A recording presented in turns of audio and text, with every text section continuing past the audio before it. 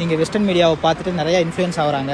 Indian மீடியாவுக்குமே வந்து western media என்ன சொல்லுதோ அதை தான் வந்து போடுறாங்களே வெளியே இங்கே ரியல் சுச்சுவேஷன் என்னென்னு தெரியறதில்ல. இங்கே ரியலாகவே நிமோனியா, ஆஸ்மா பேஷண்ட்ஸ் இப்போ அதிகமாக ஆகிறதுக்கு காரணம் என்னென்னா இந்த கிளைமேட்டு தான். இப்போ பார்த்தீங்கன்னா நான் இருக்கிற சிட்டிலேயே பார்த்தீங்கன்னா 0 டிகிரி போகுது. ஸோ இந்த கிளைமேட்டில் டிசம்பர் ஜனவரியில் இப்போன்னு இல்லை, நான் வந்து 2013 சைனாவில் இருக்கேன்.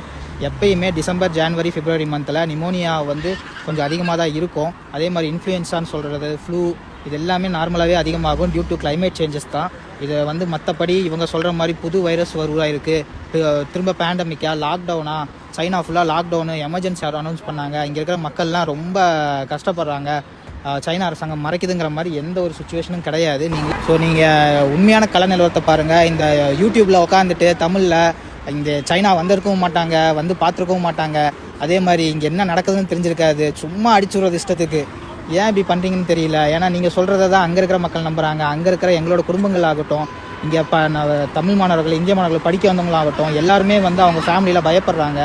நீங்கள் அங்கே போடுற தேவையில்லாத தகவல் கொடுக்குறதும், அதே மாதிரி யூடியூப் கிடச்சிருச்சு நம்ம தான் பெரிய இது அப்படின்னு நினச்சிட்டு போடுற வீடியோஸை நம்பி எங்களோட ஃபேமிலிஸும் பயப்படுறாங்க. இங்கே ரியல் சுச்சுவேஷன் பேடாக இருந்துச்சுன்னா நாங்களே வந்து பேடாக இருக்குன்னு நாங்களே ரிப்போர்ட் பண்ண போகிறோம். நான் இத்தனைக்கும் ஒரு மெடிக்கல் ப்ரொஃபஷன், நான் இங்கே தான் வேலை செய்கிறேன். எனக்கே வந்து பயத்தை உருவாக்குறாங்க. ஏன் இப்படி பண்ணுறீங்கன்னு தான் தெரியல.